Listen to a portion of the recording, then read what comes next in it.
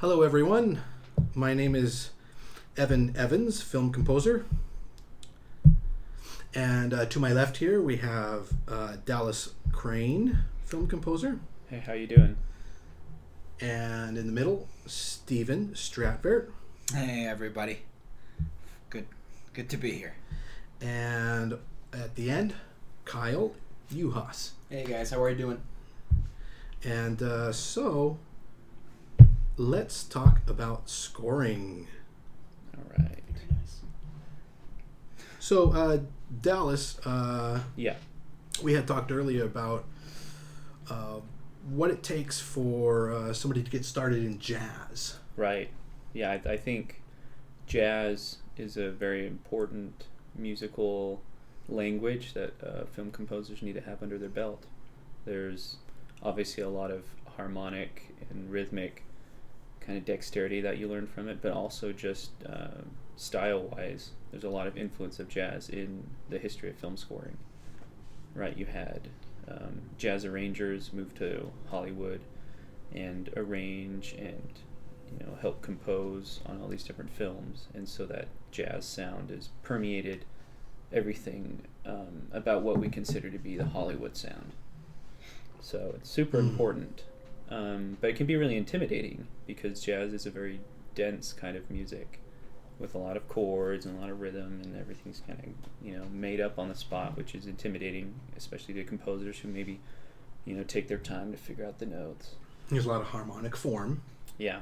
Yep, a lot of memorizing and a lot of pressure. So to really get into it, obviously the first step is listening.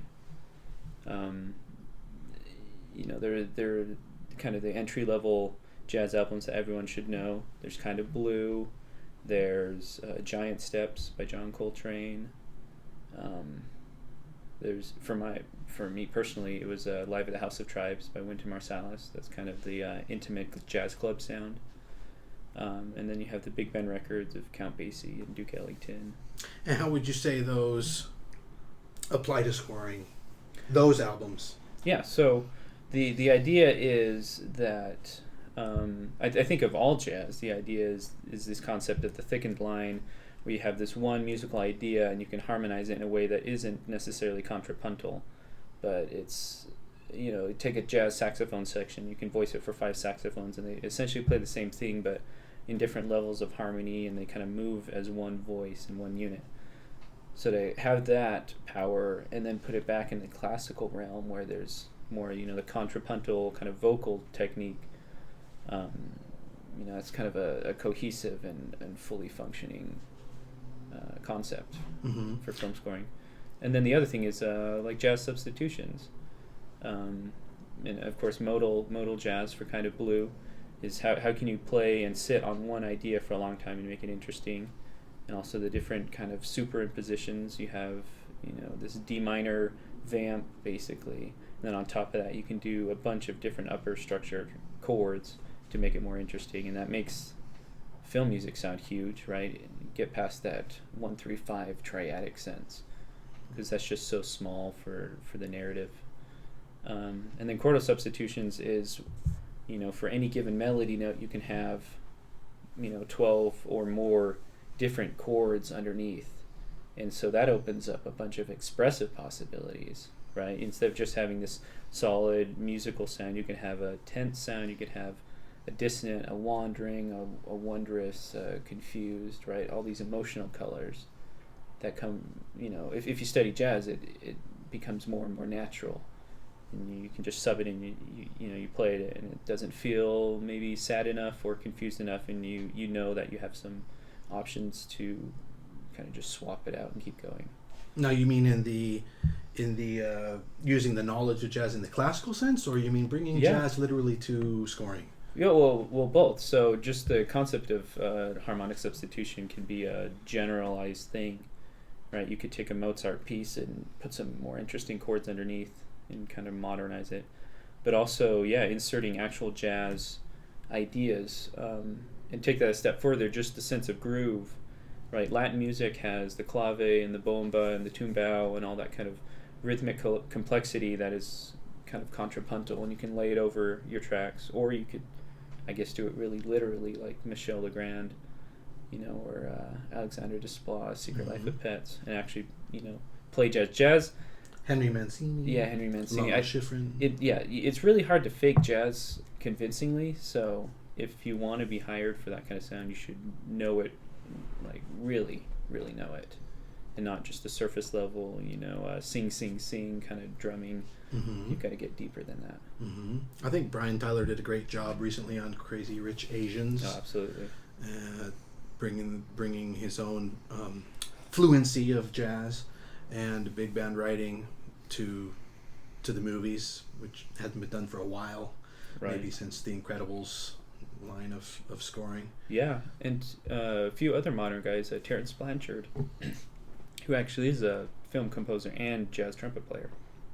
So he knows both sides of the coin to play him. And then Winter Marsalis has a new film coming out, Bolden, about Buddy Bolden. So that's probably the very traditional sound that's just being placed right on top of film. Whereas Terrence Blanchard is a little more digestive and he synthesizes that sound with a more cinematic quality as well. Yeah, I think it can be a very energetic sound. Jazz itself, bringing jazz to cinema, I think it's very energetic. And like if like the movie Whiplash was just about a totally different subject, but it had that same driving score in the background, it could really work very well. Right. There's a jazz sound in New York that's really complex but hasn't made its way into scoring, but I expect it to do that in the next 10-15 years. Like kind of an avant-garde. Yeah, very. It's you have the modernist sense, kind of like ends with Coltrane, and then a little bit beyond that, and then now we're even beyond that into a third realm of emotional clarity. They really like kind of strong harmonic things. Some technical stuff, but basically the sound is clean and controlled, and then with a little bit of stank behind it. So it's there's a really cool score to a movie called Blow Up, and Herbie Hancock did the score, and it'd be cool for you to check out. I don't know if you ever heard it. What is it called? The movie's called Blow Up because it's this guy is a photographer, and he's kind of a what do they call it? A gigolo or whatever. And he's also a photographer, a model photographer. And then he's out at a park in London, and when he's photographing some girl just for fun, when he gets back after the evening's over and she went home, he notices like a little white dot in the corner of the photo. So then he takes the negative and blows it up a bit more, and he keeps blowing it up and blowing it up. Enhance. And it looks like maybe a leg was in the bushes or something, so it becomes a murder mystery. And, interesting. Yeah, very cool movie that was remade again, called Blow Out by Brian De Palma with John Travolta, where John Travolta is a sound design recordist for movies, and he's over by a stream where there's a bridge, and he's recording sounds of water for movies, and he's in a van, kind of like, just he's got remote setup going on. Right. And then during that, though, there seems to be something happen where a car veers off the bridge and crashes to his death, and some lady dies or something. So then throughout the whole movie, now he's trying to forensically listen to the audio to try to figure out what happened. And it's another murder mystery, but using audio. Well, when you're talking murder mysteries, you got to bring up noir, and that sound is absolutely based off of jazz. Oh, yeah. Taxi Driver and all. Oh, yeah, that works really great. Yeah. Yeah, the detective. Right. Just instantly conjures up that 40s quality. You've got to study, because most people think, it's just the minor, major 7, but there's so many colors even within that genre that you can, if you study, you can get some of those sounds in your tool belt as well. Yeah, absolutely. Well, if anyone has any questions, go ahead and post them on your stream. Go ahead and type in the comments, and we'll get them over here, and we'd be happy to answer them. Let's go to a question that we have already ready and waiting, Dallas. Yeah. So Alessandro Mastroianni asked, do we trust the director? Should we trust the director? And I assume how far and when should we trust them? Yeah, well, I can speak from experience where I've had disagreements with directors early in my career and fought for what I thought was right, and got it, got my way. And then later on, even 5 years later, I went back and watched that movie. And sure enough, boy, he was right. The director was right and I was wrong. I just didn't know enough. So I think, it's absolutely... I've learned to absolutely trust the director. They've been working with the movie and the script for years sometimes. And just marinating. Yeah, it's like they really understand it vertically and horizontally, and it's their baby that they've been growing. And you come in, for a few weeks, and suddenly you're supposed to be right about something. No, absolutely not. Never. I really don't think ever. And to be honest, even student filmmakers or independent filmmakers, although maybe you could say they have less experience, it's quite a feat to make a movie. And you have to have quite an understanding of everything from the words to the story to creating authentic dialogue, all the way up to camera angles and editing and putting it together as a structured narrative. I mean, for a composer to get in there, even with a new filmmaker, and try to presume that they understand that story better than the filmmaker, right. It's not a good place to be. I think it's unwise. I think later in life you're going to find that they were right and you were wrong. And I think the answer is you should trust your director. Right, and part of it too is, obviously the director knows what they're trying to get at, but you also have to kind of look inside yourself and wonder what your motivations are, if they're truly just for the good of the film, or if there's some ulterior motive, some subconscious guide. Maybe you want a great soundtrack to show off to get this next gig you're looking at, or you want to sell the CD, or you've just been really itching to write a certain style of music, and this film, if you kind of chop off a few corners, it fits the bill. Right. You're like, but I really love that oboe, Or I don't want the music to cut off quite yet because I have this cool lick I want to do. Yeah, it's going to go into this next thing on the album. It's going to cut together perfectly. It's like, No, that's not for the good of the film. What else we have? All right, so how would we set the musical tone? Same person asks. How to set the musical tone? I think that's a question to ask the director, really. You can go back and forth and figure out what their motives are, and then draw from either the music you've internalized or get some temp music and discuss. That's like very rudimentary, the first step. Highly recommended. That's what I highly recommend. Composers throw up a lot of pre-existing music against the film to try and get the right tone, the right style, the right approach, because it's just going to save you a lot of time. I recall a story of Christopher Young was writing for the film Rounders, and about 3/4 of the way into the film, he had been approaching it in an orchestral manner, but the filmmakers decided they want more of like a hip-hop score. So there was virtually no time left, but then he had to go back and add all the hip-hop elements and remove half of his orchestral score and just use a couple pieces that were strings, right, for some of the tender relationship moments and whatnot. But that's one of those instances that if you could just take a half a day and put 5 completely wildly different directions in front of the filmmaker to see what both of you can come up with together about the demographic you want to hit, the success of the film for the producer, creatively, artistically, musically, film-wise, symbiosis-wise. I think that's gonna save you a lot of heartache later. Yeah. Yeah. And you should try and find sounds that maybe you don't personally think work with the film either, because it's not just testing to make sure it's right, but you got to make sure that what doesn't work doesn't actually work either. Because going those both sides, you really narrow it down. Right. Yeah, that's dangerous. That's a dangerous slope too, because the filmmaker may all of a sudden go, "Whoa, that's really off in right field. I love it." Yeah. Yeah. I love the yodeling with the tooth and throat singers. Mm-hmm. Yeah, that's going to work really well. I think, we could maybe we could win an Academy Award with this. And the producer's like, yeah, but we could also lose a lot of money.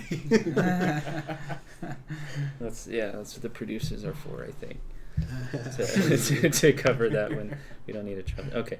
So, the guys at Finale posed a question. They asked, how do you evoke nostalgia with your music? So how do you get the nostalgic sound?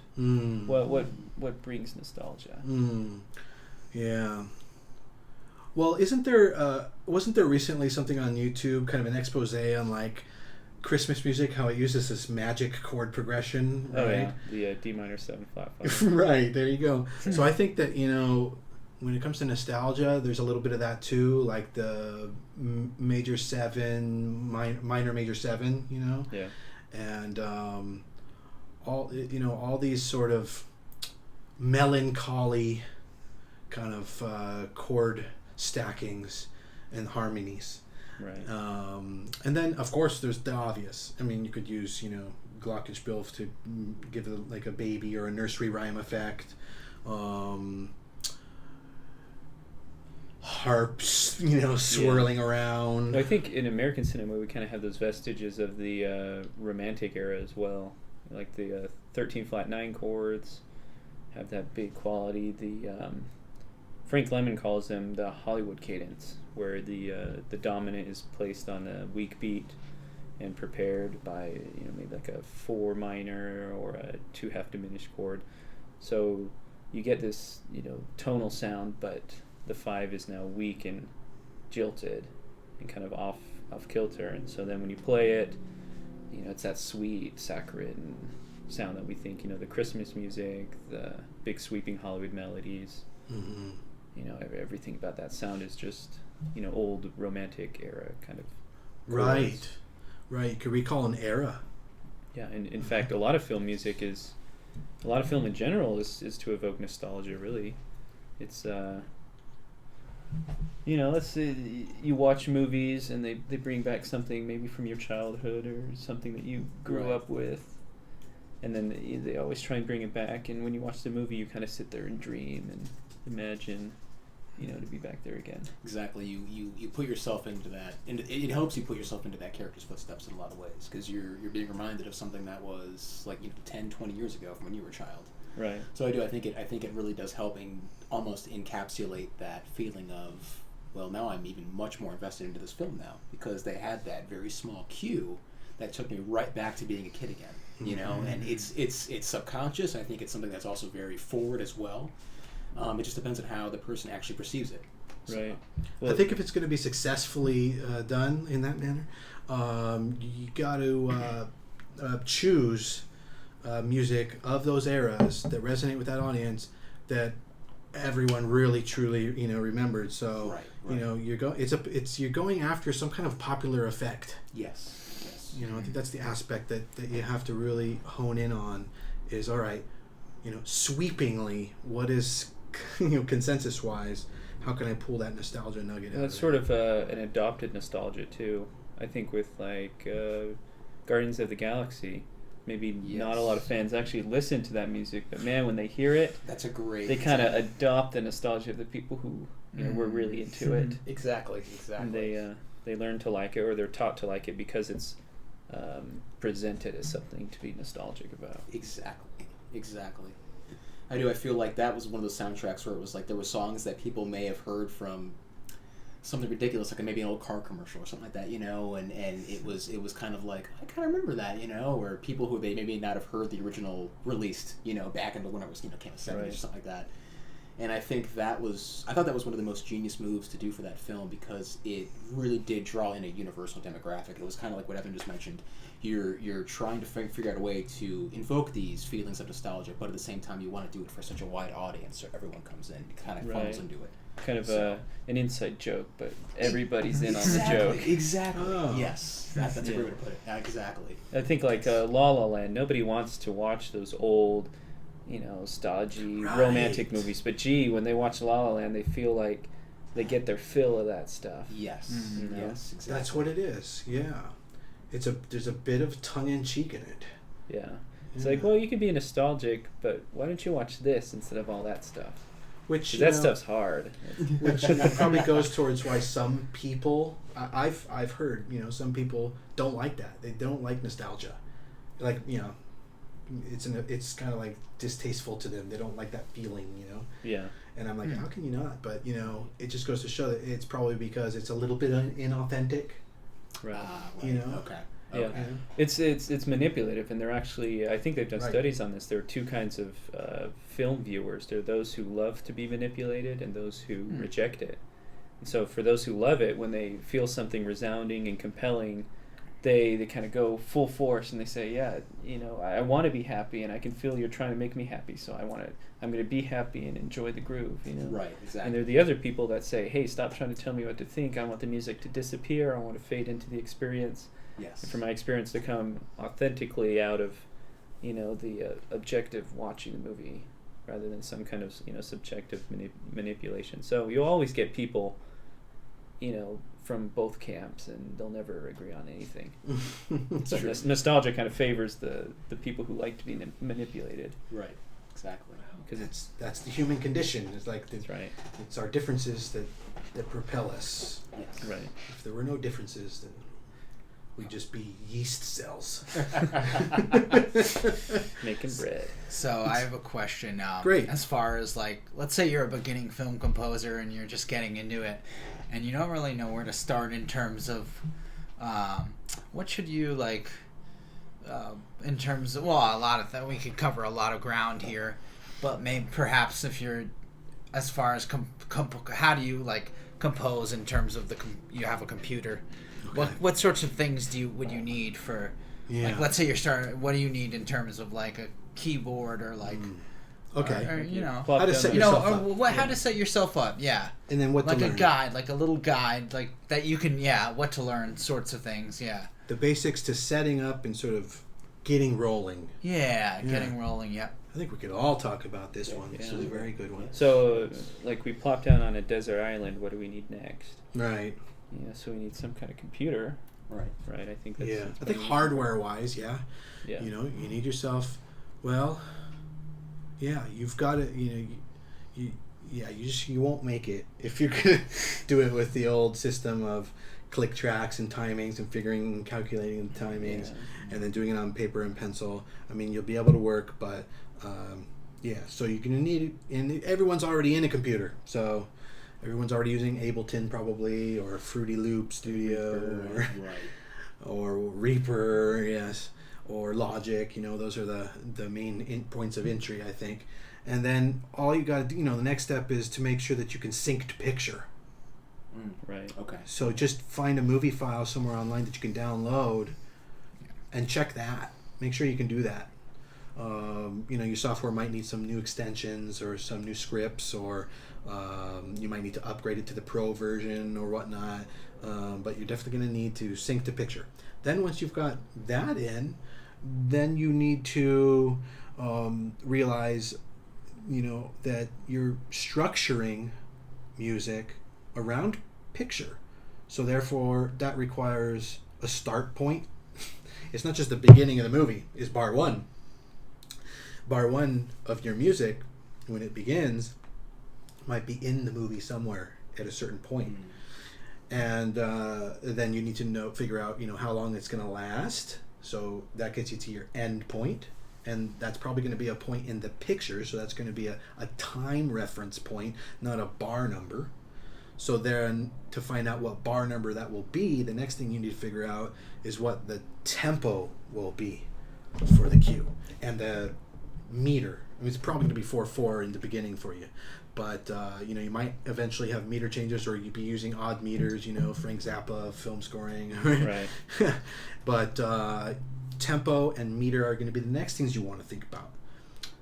Now that you've got that, you're basically, you've put the blankness of the computer blank page in front of you, and you just got to start filling it up with what is the approach. So that's really the next thing you got to just, okay, what is the approach for this scene? What is the approach for this entire movie, musically? like we talked about earlier, maybe just grab some clips from some different composers and scores of the past and drop them in there by intuition. Maybe you think it might work, and just check it out before you even get started, get a feel for the approach. Then, now you can talk about libraries. Right. Loading up libraries, do you want to do your own thing with maybe the instruments that you play, either live or what you've been doing and making music, and now you're just going to start telling psychology, emotion, and narrative with your musical expression? Or are you someone who wants to try and achieve what all the prior composers have done? A lot of people want to be able to do that because it's like a self-esteem thing for accomplishment. But I do want to say and forewarn that if you're going to do what other composers do, you are setting yourself up to being the second-rate version of them. Right. Because they always have to do it first. They've already achieved it. It's going to be old soon anyway. In 20 or 30 or 50 years, if you're serious about it being a film composer, then you're going to be doing it for 50 to 70 years. And I guarantee you, computers won't even be around then. So, I've been in this long enough to where I've seen the technology of what we used in the beginning change to something else. And you will be outmoded at some point. So you have to be someone of a mindset that understands more of the fundamentals of it, so that you can keep changing with the times. And part of those fundamentals is bringing your sound, what that is, to the audience. That's no one else has that. That's what makes you unique, is how you make music is the most powerful thing that you can bring everybody. And if you can make it turn into communicating psychology, drama, emotion, narrative, atmosphere, then that's the approach you want to do. You want to create a language of drama out of how you make music. Yeah, I think that's the voice for the composer, not necessarily the music genres that they write, because that tends to be dictated by the director, but how they approach the scene, how they get into the scene, how they handle dialogue, how they get out, how they transition. Do they change keys?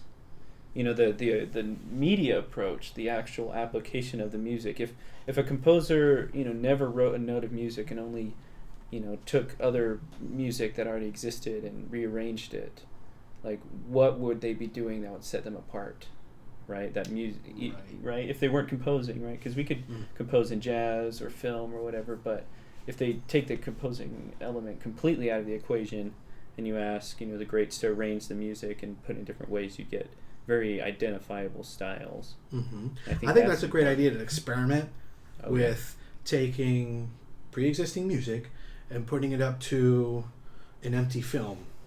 You might have to get it somewhere, and seeing what different music styles and approaches do for the same picture, because some things just have never been done before. Right. Even beyond just putting music down, but can you put 5 or 6 different genres of music together? Can you play them backwards? Can you loop them? Can you add effects? Think of it this way.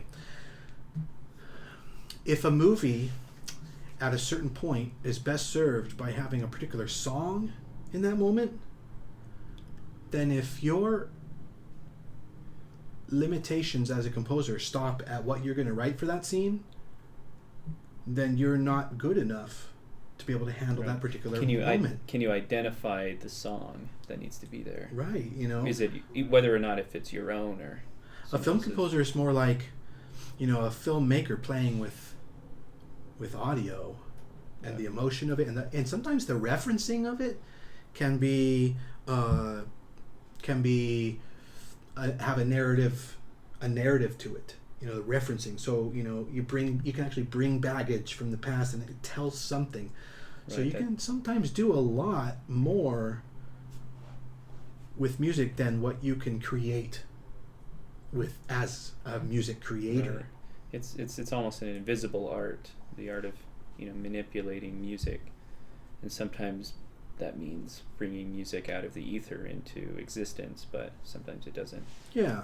Well, I continually reference the movie Gravity because it just never had really been done like that before, Right. where someone took all the sound design elements and turned it into drama. And it worked really, really well because, the space station's made out of metal and there was a lot of metallic effects and a lot of scraping and that kind of stuff of metallic sounds. And it was a great exemplification of what you can do as a film composer. So I was so happy when it got the Academy Award because in a way, you might not like it if you like music, but for God's sake, it was the greatest example of what a film composer can be that year. Right. What is film composing but, addressing the audience and I guess even just manipulating them, sending signals, communications through the sound to teach them about the hidden parts of the film. Exactly. And so you can do the sound effects, or you can do nothing, or you can do your own stuff for music placement. Kyle and I were talking earlier. Yeah, I was just going to mention that actually. With the whole soundtrack aspect. I was excuse me. I was mentioning video game. It was the Resident Evil 2 remake I just played. Oh, cool. And it was excellent. And we were actually having a discussion in the previous broadcast about sort of the soundtrack was much more ambient. It was much more catered to the fact that this is a horror game. There's footsteps in the background. You just heard a scream that's all the way towards your left there. And it really did work. It really did create sort of this atmosphere. And comparing it to the soundtrack for the original, which was made in 1998, which I find hilarious, but it was this fully orchestrated, it was this almost a blockbuster movie soundtrack for a video game.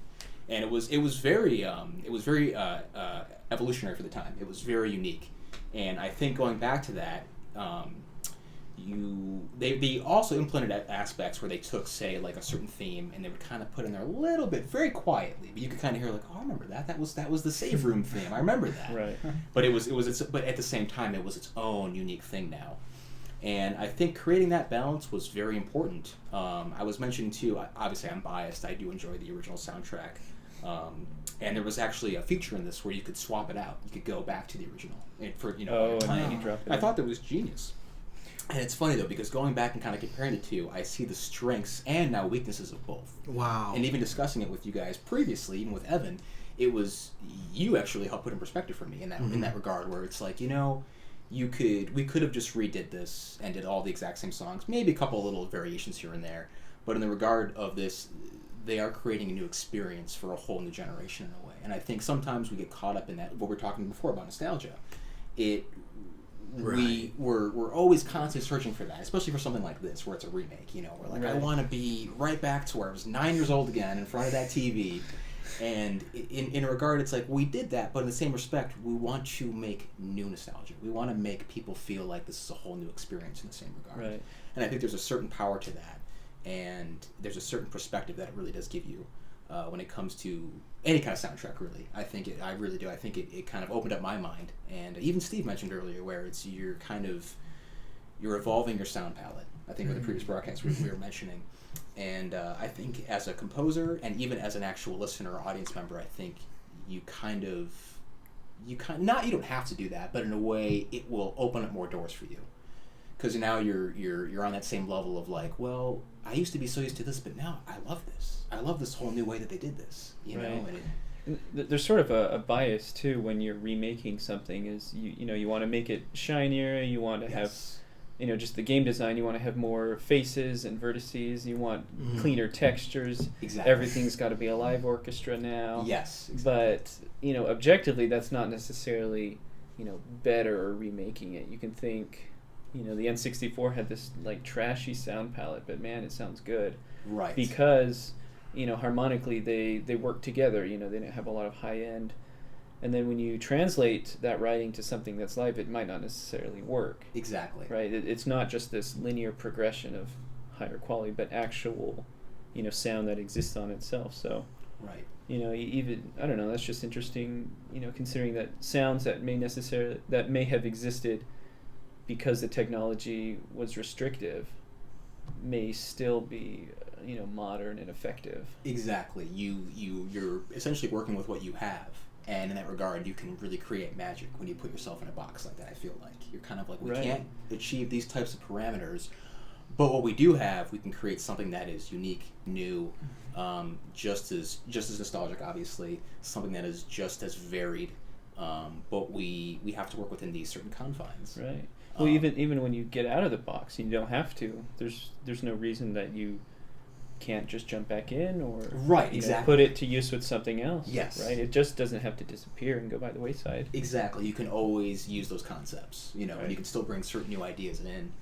I don't mean to. Regarding the nostalgia, it reminds me of, I don't know what the exact number is, but they say that like style repeats itself. I think every 30 years it keeps coming back. Yes. And it seemed like last year we were just very strongly stuck in 1984. With Ready Player One and coming off of Stranger Things. Yes. And that's about every 4 generations. Not like generations, but every 7 years, kind of mental generations. It makes me wonder if like we're about to go through like a really raw like Nirvana Pearl Jam stage in about 5 years. I kind of feel like I do. I kind of feel like we're going more towards that rough around the edges sort of style for certain things where it comes to anything, movies, video games, music. I think we're kind of getting back to that sort of that. I think it's obviously a mixture as well of a lot of things. But I think there's a certain human element that I think people really connect to when they hear something and it's very raw.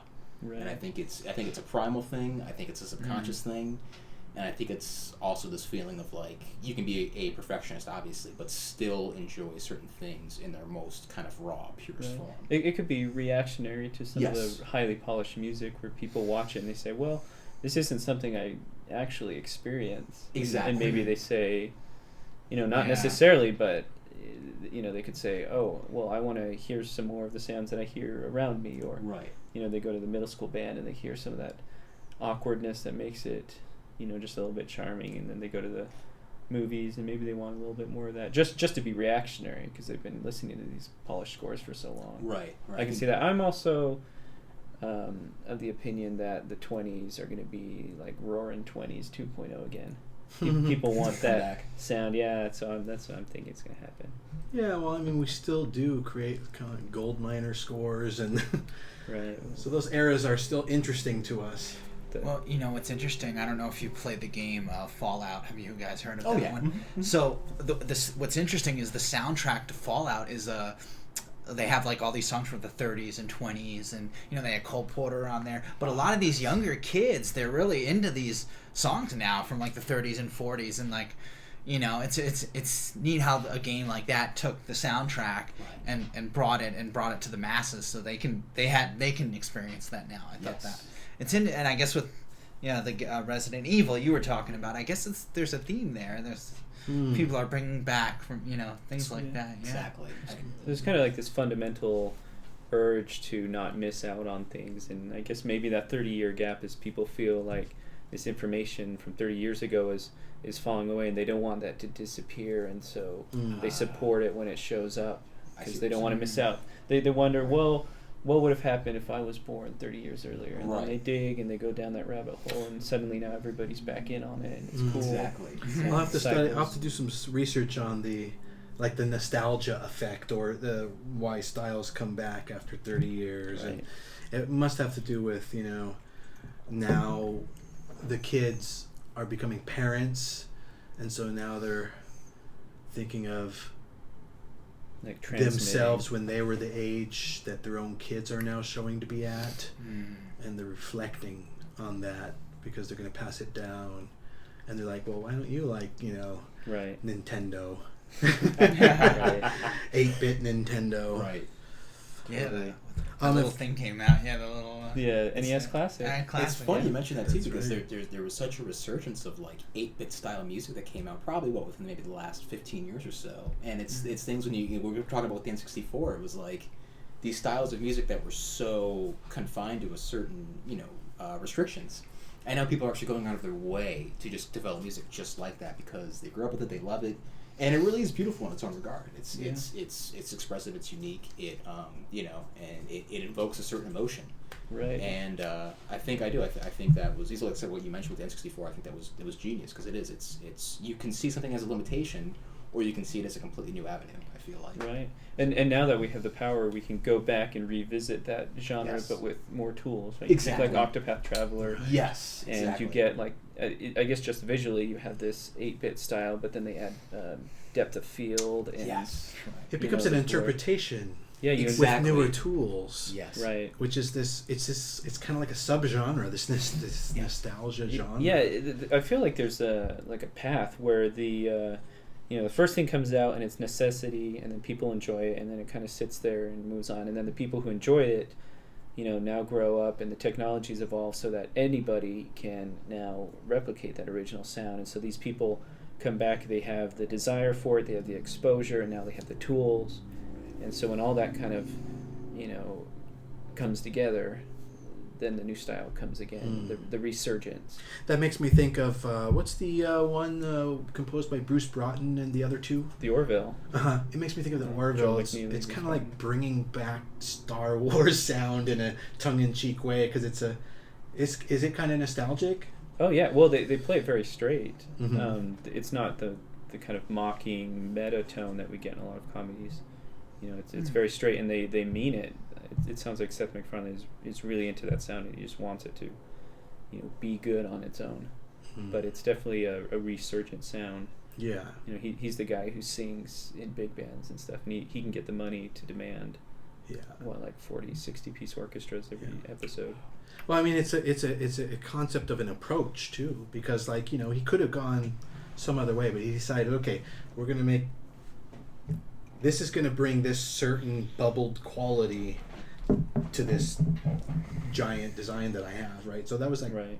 this master plan element of. Yeah.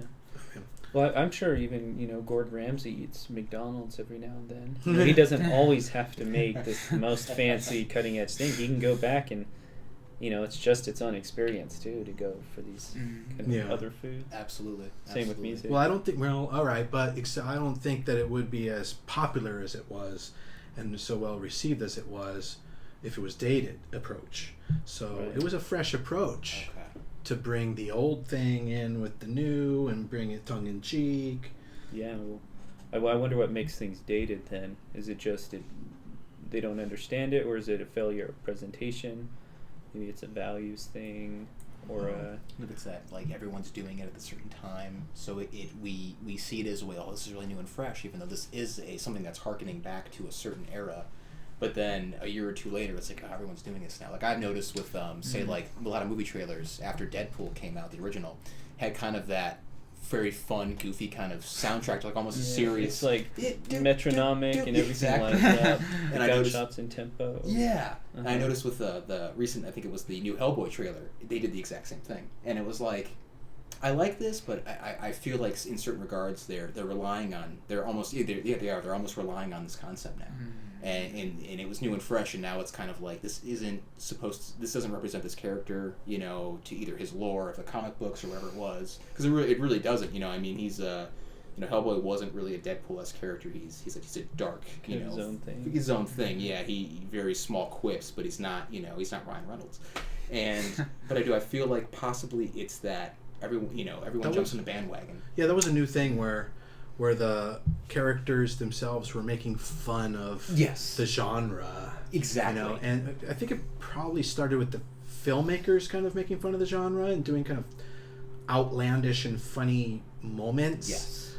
But then all of a sudden the characters themselves are becoming aware of the genre. Yeah, I think that bubble popped. Yeah, I do think the last so. year or the year before. I don't know if Deadpool 4 will ever come, Yeah, that's something Right. you see it a few times, and then you're like, all right, I get it. I'm watching a movie. Quit harassing me. Just let me, just be the movie for me. It worked certainly for the first one. Oh yes. Yeah. And then the second one, it was became a diatribe. And now I just, if they're going to make a third one, I feel like it's going to fail, and then there just certainly won't be a fourth one. Yeah. It's I think you kind of pigeonholed yourself to a certain formula because you see that it was very successful. Like, oh, for everyone, right? I love the sequel just as much, but it's true. It was there. I think that constant repetition. Sometimes it's great. Sometimes you can kind of draw yourself into a box, and you're like, well, where do we go from here? How are we going to evolve this character a little more? Well, I mean, it was fun in the moment, right? Right. But now, we just need something else. Exactly. How are you going to further this? Yeah. I just want to remind everyone that if you want to ask a question, go ahead and type it into your streaming platform in the comments, and we will get it. We are watching comments on Facebook, YouTube, Periscope, Smashcast, Mix, YouNow, you name it. So we'd be happy to answer your questions. Dallas or Steven? I have a question. Yeah, speaking of genres, as a film composer, what should you be listening to? Is it like there's no really limit as far as like hip hop or big band? What's something? I mean, well, all right, that's a good question. Narratively geared music is going to be much more useful for you to start to acquire as part of your language. First and foremost, I would say lock yourself in your house and don't listen to anything. If you're either a consumer or a producer, so either become your own thing, like Philip Glass or something. Because like Philip Glass is not doing Stravinsky, you know what I mean? Like he has no. It would be just wasted hours, productivity-wise, to absorb others if you're intending to be some kind of original artist.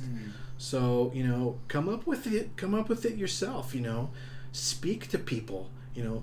Locking yourself in your house is not the best way to learn a social language of music, but you need to do the philosophy. You need to do the philosophy work. You need to dig down and find out. Okay, what are my skills? What do I know?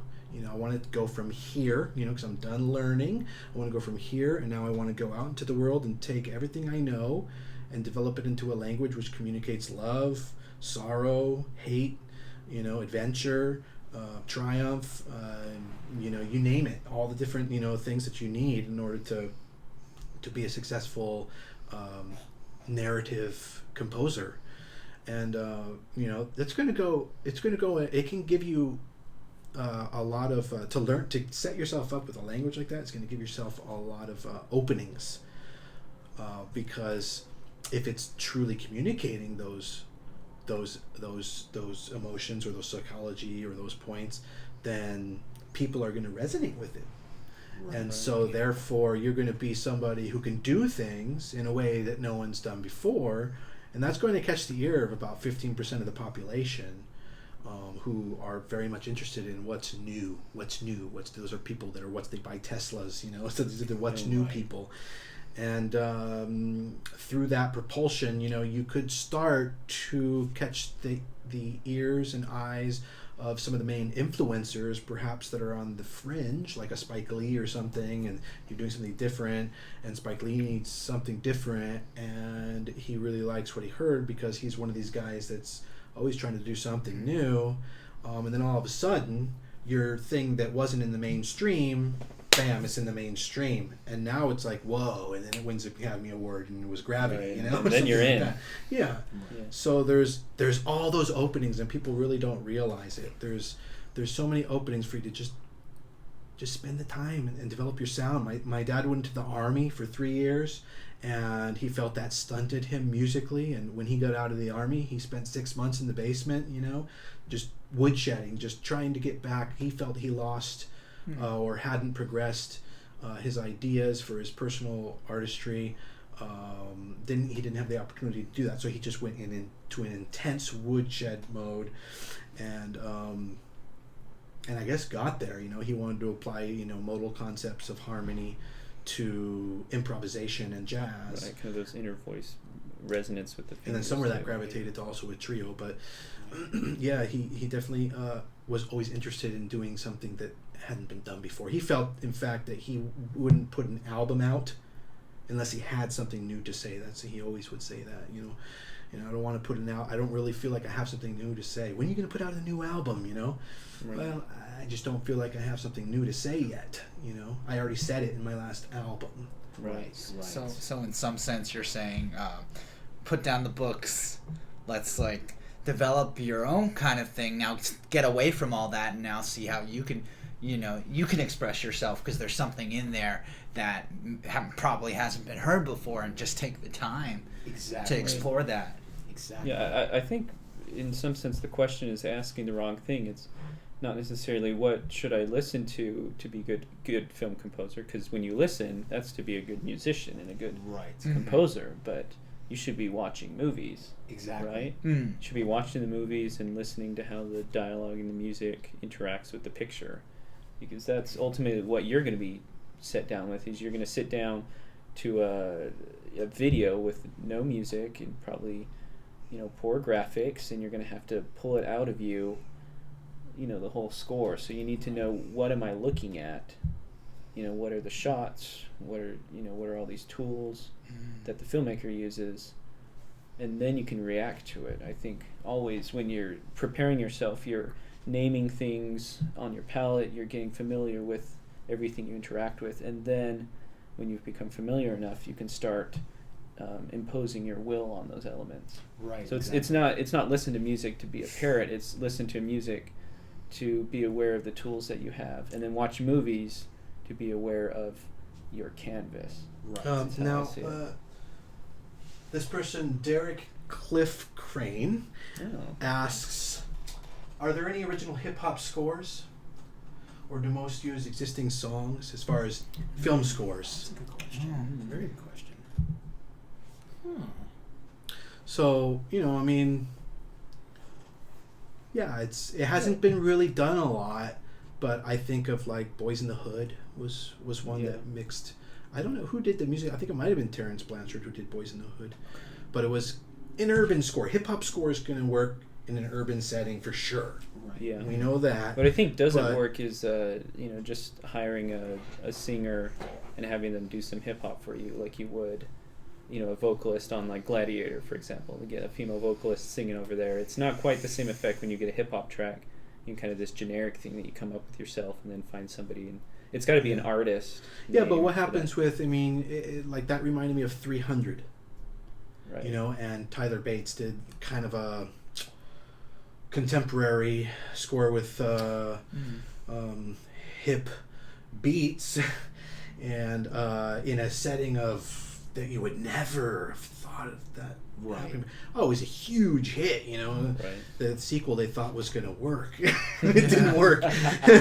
But, it's a hula hoop effect. It's a one-time wonder, Yeah. But I think that door's still open, Go out there, find some genres. But the thing is, because of that hula hoop effect, like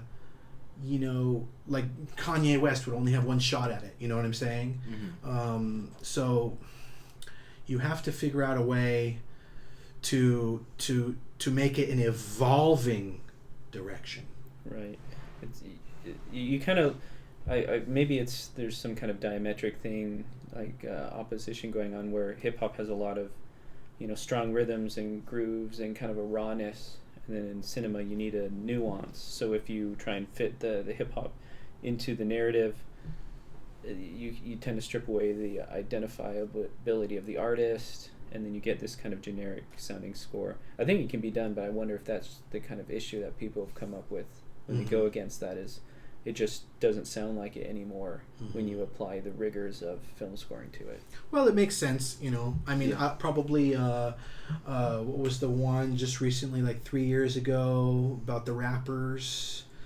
I'm talking about. Was that Compton? No? Yeah, NWA? Joseph Trapanese did the score. Straight out of Compton. Okay. Yeah. And Joseph Trapanese did the score, who had done Oblivion, and he did a lot of electronic scores, and did the electronics on Tron 2.0 Legacy, and that's how he kind of like got his break. But I think he worked with Daft Punk. Daft Punk on that. Daft Punk, Yeah. yes. Now, but then he hadn't used hip hop in any of those prior, like Oblivion didn't have hip hop, but in a Michael Giacchino sense, he was like the guy that you hire for somebody who can creatively merge some different genres, right? Okay, so then you go with Joseph Trapanese because he can bring in, he already knows how to do symbiosis really well. And so that was another score, hip hop. Yeah. I think one of the ones that I heard recently that was just such a groundbreaking sort of thing for me was, I don't know if you guys seen any of the Marvel shows on Netflix, but Luke Cage season 1. The music was such a central focus to the actual plot itself. It created this balance that was just beautiful, and you were sucked in. It was kind of focused on a club in Harlem. And so you had a lot of R&B come in and a lot of hip hop artists, and the soundtrack would be just the band performing, and then it would go to the main villain of one of the main villains of the season 1, where he was a piano player. He had a Fender Mark I Rhodes in his and it was such a central focus because he was such a talent, but he fell into this life of crime and these just very, very bad things that was sort of put on him as a young child.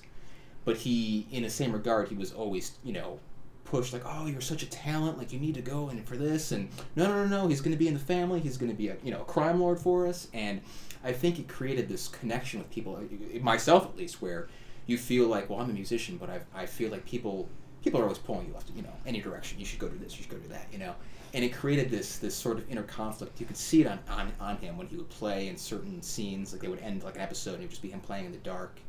And you would feel his pain. You knew this guy. You knew he was a bad guy, but you knew in the same regard, he wasn't born that way. He wasn't inherently evil in any regard. It was just, this is how I was molded.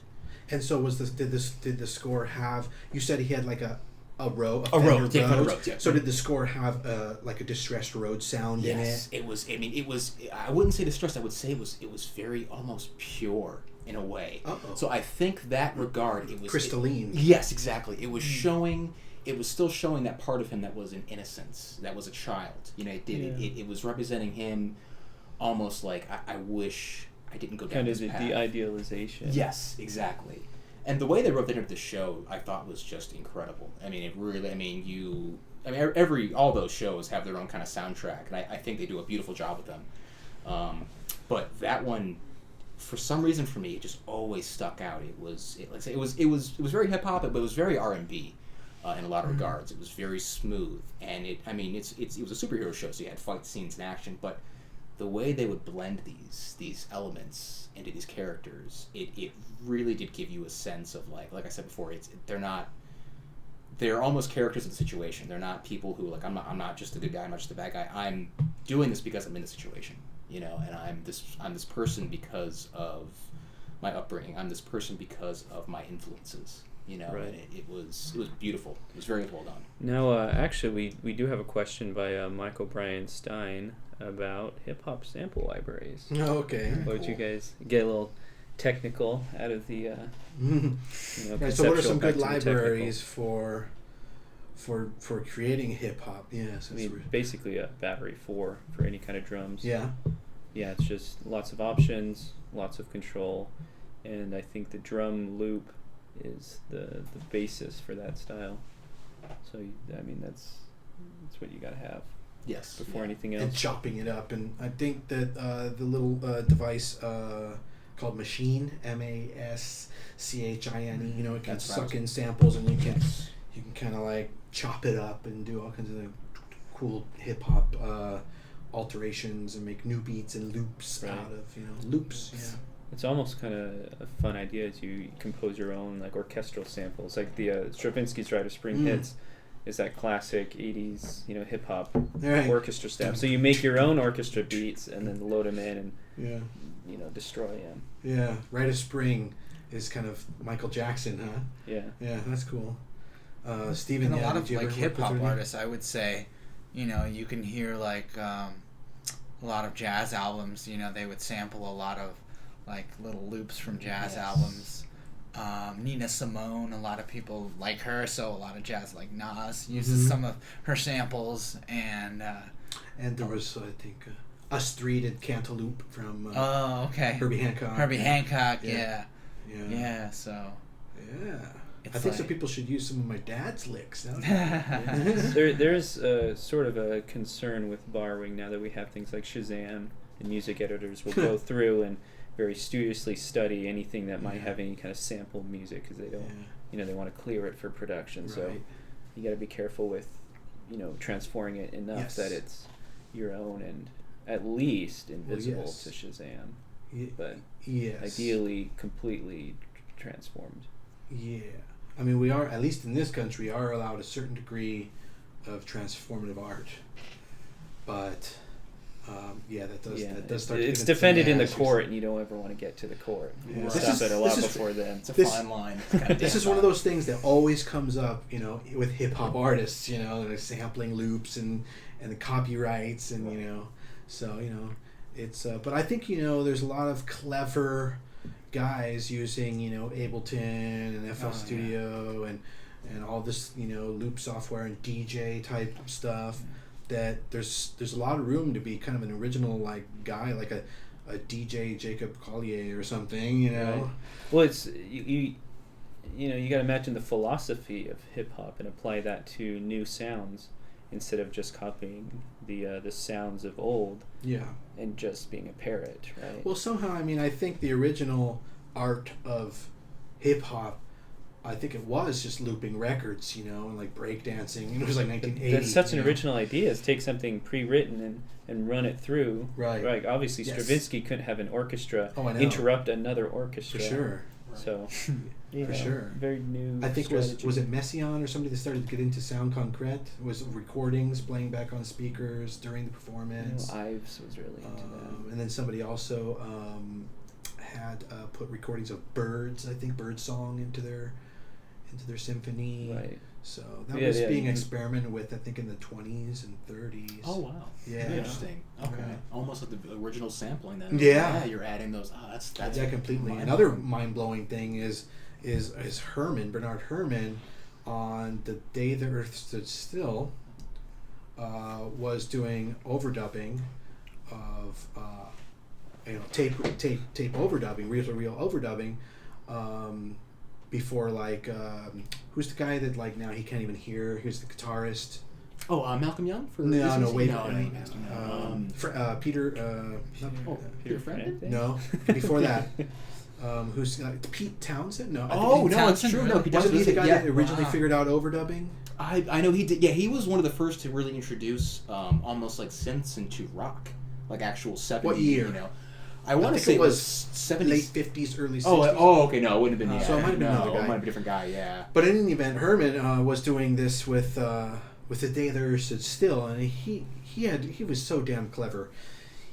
He wanted to get some otherworldly effects for the UFO, and the alien and stuff, and so he knew he could overdub, which a lot of people hadn't kind of figured out and kind of synthesized into their language. And he was like, okay, well, I can use overdubbing. How can I use it? Well, he thought, what if I could record backwards the orchestra, like doing crescendos and stuff? It might, create some really interesting effects. And when the alien is melting a tank at one point, he has like these really brash chords that go, but they go. Because there's an overdub of some that are backward and an overdub of some that are forward. Sausage. So then you think, okay, how can I know what the hell I'm doing? This is the real problem here. How can I know what I'm going to be doing? Because he wants to be able to construct this to perfection, right? Well, he had figured out that you could turn the page, if you left half the page blank and you turn the page upside down and you have an equal number of bars starting on this direction that go this way, that the material that you write here is, going to be on bar 7 upside down. Right. Is going to be at bar 2 in an 8-bar phrase. So he could know what the harmonies were going to be, and he can have complete control over even the overdub. And the reverse. Brilliant. I think it was like 1950 or something like that. Wow. Yeah. The thing about that score, the only score to use theremin, unironically. Yeah. Well, yeah. Well, yeah, and I believe that was Messiaen actually, that was fond of the theremin on this Martineau. On this Martineau. Yeah. I'm not sure what the differences are. The on this Martineau, maybe it's a keyboard version, but it's a very pure kind of sine wave. Yeah. It's almost like a wire on a keyboard, I think. Okay. Yeah, that was on one of his symphonies. His big, massive one. Was it like? It seems like a better way to go than the theremin. Yeah, well, theremin. Too many looks dimensions. Great. Yeah. That go wrong. For sure. Yeah. Well, yeah. Let me take a look at some questions. Do you have any more questions there? Yeah, so again, Michael Brian Stein asked, and this is probably for you, Kyle, about what go-to virtual guitar effects rig. Ooh, now, no pun intended, I'm a little biased, but it's a program actually called Bias, Positive Grid. I've been using it for a few years now, and I've used Amplitude, I've had a little bit of experience with like Axe Effects and such like that, and really, I mean, I feel like not only is this great for beginners, it's one of those systems that's great all around. Beginner, intermediate to, master. I think it's excellent. You can go in, you can adjust your parameters to pretty much however you want. And I think one of the main drawing aspects of it is the actual interface itself. It's very simple to figure out. It's very easy to kind of go through. And you literally are going into your amp and changing out your transformers, your preamps, your tubes. I mean, even to the regard of where, say, like, you can have microphones up to the actual cab after you've already chosen your cab in the actual program itself. So you can be like, well, I want to use, say, a ribbon microphone with this paired with the SM57. I can back up the ribbon microphone a little bit or back up the SM57 a little bit, regarding on that, how close the mic would be. For that program, the possibilities are truly endless. And not only that, you don't have to set up a very loud guitar rig and record it, and be like, oh, I can only record this during these couple hours of the day because it's going to be loud. I mean, you can obviously, headphones, such like that for it, but it's... What was the name of that? Oh, it's a Positive Grid. Bias is the name of the program. And it is, like I said, it's the parameters for it. Like, so you can be as simple, like I just started playing and I kind of get what to do here, but I'm kind of lost. And you can just, go in and just as simple controls as just changing your EQ on the front of your amp. And then you can go into the actual inside of your amp and change, like, so your output, your transformers, your tubes. And I think it's great, too, because it also teaches the user. I think it teaches you what kind of tubes you would, say, want to use in more of a live setting if you had a live amp. It teaches you what mics you would use in a live setting, say if you were micing an actual guitar amp. I think that kind of intuitive design is, it really is priceless, and it's extremely important if you want to be a sound designer, if you're just a guitar player, you want to be a composer. Really is all around great. Like I said, I mean, I've used Axe Effects, I've used Amplitude. Axe Effects is great, you get excellent sounds from it, but I think the interface itself is a little more daunting, it's a little more confusing. And what about Guitar Rig Pro 3 or a little bit of experience with that one, not as much as the others that I've worked with. But from what I've seen with that as well is that's a little more user friendly as well. And I think that making something that is complicated inherently but then delivering it in this way to where it's like anybody can really use this. I think that is just such a genius thing. Right. And where we're at with impulse responses when it comes to guitar sounds from, say, 10 years ago, it's night and day now. I mean, if you walked into a room, say, a bunch of guitar players and told them, oh, I'm using this program right now, they would look at you and laugh, And now in this regard, you are, it's almost like, oh, what program do you use? That's what people are asking, not asking, oh, what's your live amp? No. What kind of interface are you using right now? Do you think you can achieve like a Rammstein sound absolutely. with a plug-in? Yes, I think that's a massive stack. Yes, you can. It's great because you can. There's different aspects to the actual program itself, but one of the aspects is you can actually create your own rig and your own pedal board. And to the point to where you can have 2 amps going into a splitter, so you're getting both of that blend of both amp sound, which I do now, and it just opens up so many new avenues for you. So you can do a huge Rammstein sound, you can do a very small blues sound, you can do, I mean, like I said, the possibilities are truly endless. And it's production ready, radio ready. Yes, it's production ready. I mean, you can go in. There's actually cues within the program itself, so there really is very minimal processing you would have to do in your DAW afterwards after you record the tracks itself. And I think that is a time saver in itself, and I think that's such an important aspect when it comes to composing, music editing, mixing. What kind of guitar would you need to own in order to get the right tone spectrum out of it? I would go for something versatile. Really depends on what you're looking. Couple of pickups. Maybe a couple. Yeah, I would get a couple different pickup changes for sure. But really, I mean, I use a Telecaster 72 Deluxe Reissue. It's got the humbuckers on it. I can get anything from a clean, sort of chimey, Fender amps type sound right into Strat sound. Right, exactly. Strat sound right into a Mesa Mesa Boogie Mark II C+, which I love. That's the amp is just gorgeous. But even on that program, it's excellent, and it's high gain, it's in your face, it's loud. So if you're playing on a hard body guitar, can you simulate, say, like a half hollow, like a hollow body? Absolutely, or absolutely, like a jazz, arch back guitar. Absolutely.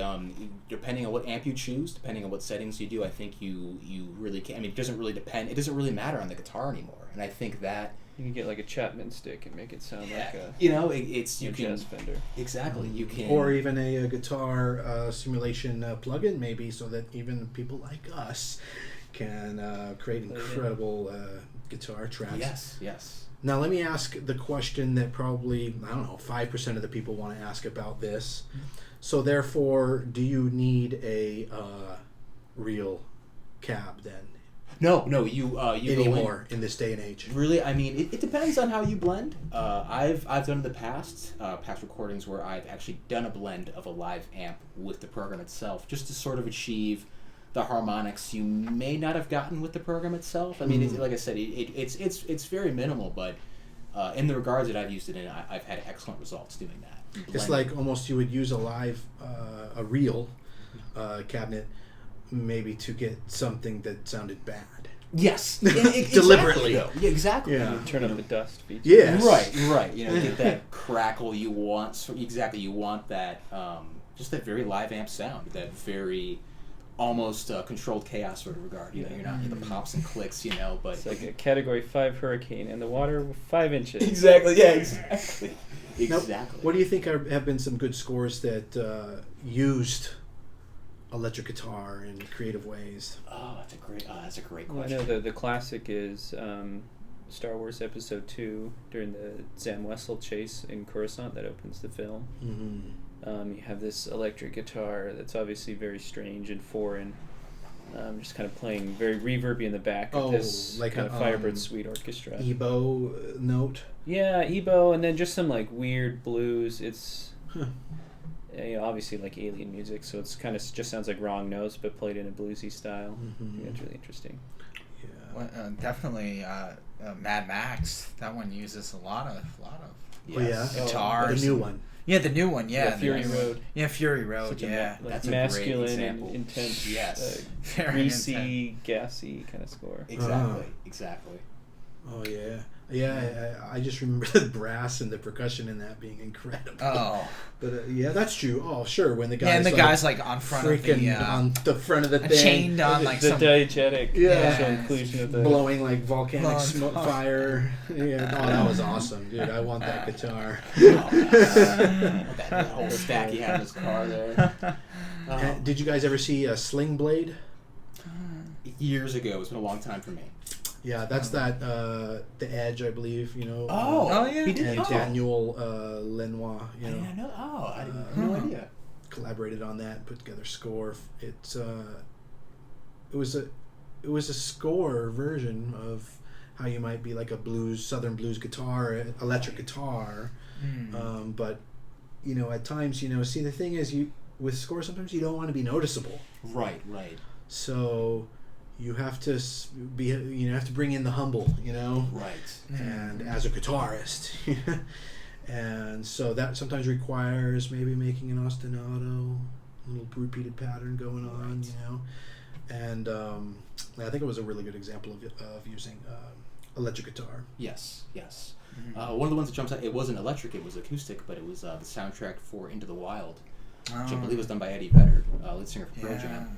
And it really created this sense of just wonderment. And I mean, I don't know if you haven't even seen the film, but it's it's a very wonderful film. It's based on a true story. It has a very sad ending, obviously, but they kept that sense of purity throughout it with that soundtrack. So you didn't get lost in the regards of like, oh man, this is a really intense scene.